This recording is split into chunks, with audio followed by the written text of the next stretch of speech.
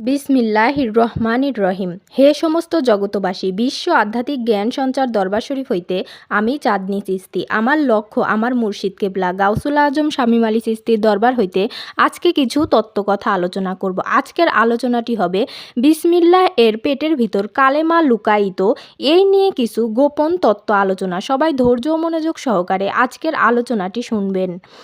বিসমিল্লাহ এর পেটের ভিতর কালেমা লুকাইছে, চেতন গুরু ভজন করে যেজন পাইয়াছে।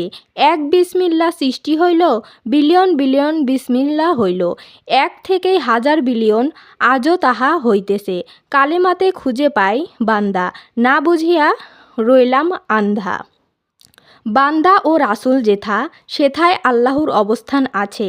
বা সিম মিম তাদের আগে চিন, তারাই হইল আছে মেন। এদের ছাড়া আল্লাহ গোপন আছে তাদের কাছে মিশে। শামীম আলী বলে যায়, বিসমিল্লা যে খুঁজে পায়, কালেমাকে দেখতে পাই, দেখে যেজন পাঠ করতেছে। কবিতার ভাষায় লেখাগুলো কি গল্পের মতো বলিয়া বুঝানো বড়ই মুশকিল। কেননা কবিতা পড়িয়া বা গান শুনিয়া বুঝিয়া নেওয়াটা একজন জ্ঞানী মানুষের পক্ষে বুঝিয়া নেওয়াই সম্ভব। অতি সাধারণদের মধ্যে গল্পের ভাষায় বা বলা বা সরাসরি লিখিয়া দেওয়া সমস্যা হইতে পারে, কারণ ওই পর্যন্ত জ্ঞানে নাও ধরতে পারে। মাথার জ্ঞানে সমস্যা হইতে পারে। জ্ঞানে যখন না ধরিবে, হয় নিজের জ্ঞানের প্রতি দুর্বল হবে, আর না হয় তো লেখকের নিয়া মন্তব্য করিয়া খারাপ কিছু বলিয়া ফেলিবেন। তবে আমি লেখার মাধ্যমে কিছুটা হলেও বোঝানোর চেষ্টা করিব। আল্লাহ জ্ঞানী মহাজ্ঞানী এমন কায়দা কানুন করিয়া এই পৃথিবী সৃষ্টি করিলেন যে আল্লাহ ধরা ছোঁয়ার বাহিরে চলে গেলেন, কিন্তু ধরা ছোঁয়ার বাহিরে নাই, কিন্তু আবার ধরা ছোঁয়ার বাহিরেও আছে। তাহা কেমন করিয়া?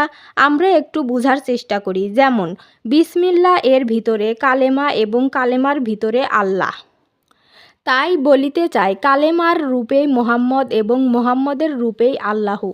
আমরা যদি এই বিষয়গুলো বাহিরের জগতে খুঁজি, কখনো পাব না। খুঁজতে হবে একমাত্র দেহ এবং আত্মাতে।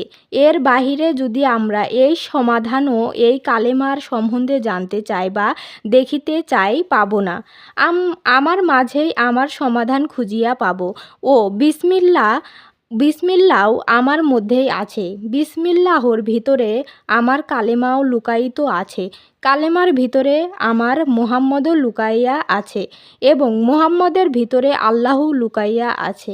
একজন কামেল মুর্শিদ ধরিয়া আগে বিসমিল্লাহ চিনব, পরে আমার মধ্যে কালেমাকে চিনব, এরপরে মোহাম্মদকে। আল্লাহ আমাদের সকলকে চিনার ও বোঝার তৌফিক দান করুক। হে সমস্ত জগতবাসী, আজকে আপনাদের সামনে যে আলোচনাটি করলাম, সেই আলোচনাটি কেমন লাগলো? যদি ভালো লেগে থাকে অবশ্যই আমার এই চ্যানেলটি সাবস্ক্রাইব করে পাশে থাকবেন। সামনে আরও ভালো ভালো আলোচনা পেয়ে যাবেন। আমার এই আলোচনাটি করতে যায়া কথা ও ভাষার ছন্দে যদি ভুল হয়ে থাকে তোর দৃষ্টিতে দেখবেন। আমার জন্য দোয়া করিবেন, আমি ভালো আলোচনা নিয়ে আপনাদের সামনে আসতে পারি। সর্বশেষ সকলের চরণে হাত রাখি একটা কথাই বলতে চাই, আল্লাহ গোপনেরও গোপন। সেই গোপনকে পাইতে হলে অবশ্যই একজন কামেল মুর্শিদের কাছে যাইয়া বায়াত গ্রহণ করুন। বায়াত গ্রহণের মাধ্যমে আল্লাহকে লাভ করুন। সকলেই সুস্থ থাকবেন, ভালো থাকবেন। আল্লাহ হাফেজ।